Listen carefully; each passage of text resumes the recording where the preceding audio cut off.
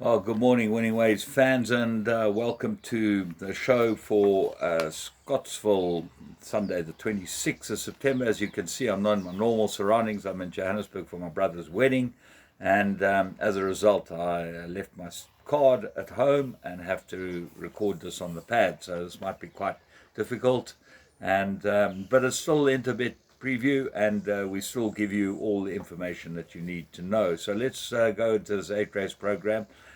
First race is off at 12.25 Pentrometer 23, 2.5 false rail. And there's some pretty straightforward races, but there's some impossible, absolutely impossible races. Let's kick off with race one. As I said, 12.25, 1,000-meter maiden plate for the fillies and mares. Well, Sky Glitter's all the rage because she ran in a Group 1 and she ran pretty well, and it wasn't a bad time that she ran. But on times, there are a couple of horses here that will make a run because they're both Namakwa Dove and Leopard Lady have had the blinkers put on. This 1,000 meters, you jump and go, you can get a problem trying to catch these horses. And these two horses look like they'll both be well suited by blinkers. The obvious danger to them is Pelagonia, which has got a couple of really decent runs and expected to go well here. So Sky Glitter, but be very careful of Leopard Lady and Namakwa Dove. I'm going to put them all in the bipot. Race 2, maiden plate fillies and mares. They go 1,400 meters. Indigo Fields, number 1 on the card. Anton Marcus stays with it. All the rage first time out. Just greenness beat it. It should be able to win this and looks like the bet of the day. So what are the dangers? 3, Bay Breeze. Van Rensburg gets to ride this because Kamalo's not riding for Gareth Van Zyl and didn't run badly last time at all. And the other two that I am going to put in, but they're both drawn badly, is 13, Name of the Game, and 14, And We Danced. The draw will affect both of them, and certainly Indigo Fields from draw 1 looks very difficult to beat. Race 3, 1750 maiden plate. Sparkling Flame's a hot favourite, and she should win it, but she's had 4 very quick runs on top of each other. There's a 5th run in just over a month. That's going to affect her, I would have thought. These fillies, 3-year-old fillies that have that type of racing, really very hard to keep them on the boil. But she has got the form, and she does look like she holds them all. Have a look at the Quarter Bessa form, and then her stable companion Countess Cartier, number 1, comes into the race strongly, and I'm going to back this each way. I think this is the each way bet of this race. Expect it to go very well. Symmetry, Amble In, and Black Joker all got chances for the minor money. Race 4, there's a mare rate at 65, 1950, and if ever you've seen a difficult race, this is it. Deep Global, got to have a chance. Sakai gets on it from draw 1, and the draw is always a factor here.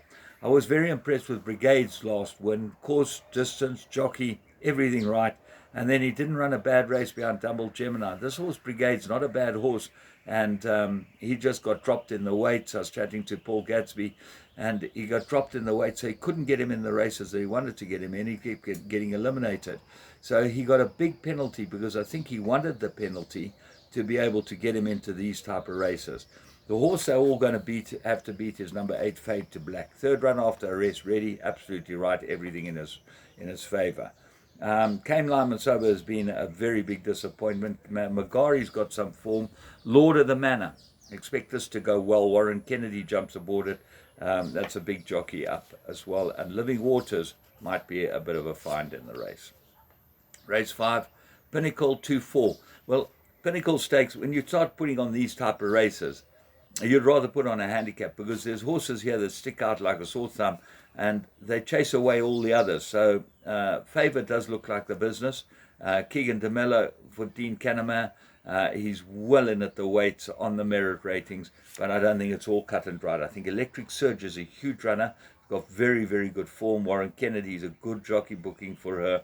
And then Spring Fling, I expect this to run well. And Flight Song with Marcus aboard it. Although none of them seem to have any chance with Favour, you might just get some type of result. Even Wildlife Safari, the old boy, he's got to have some sort of chance. He looks like he might be improving. Race 6, merit rated 85, 1200 meters, very hard to look past after the rain, number 5 here. Marcus now jumps aboard it. Kamala is off, as I said, and it won a really good race last time, and the time stands up to scrutiny. Won very well. I can't see him being upset in this race. Mashari's got form, won a nice race last time, but on the times got no chance. Tonight's fight night, same applies. Although it did run a good race on the poly when he won, it might be better on the poly. So I'm going with After the Rain as the best on the day. Race 7, merit rated 70,000 meters, and you've got to start looking towards the bottom. The 3-year-olds, Sweet Symphony and Maquette, look like the two who will fight it out.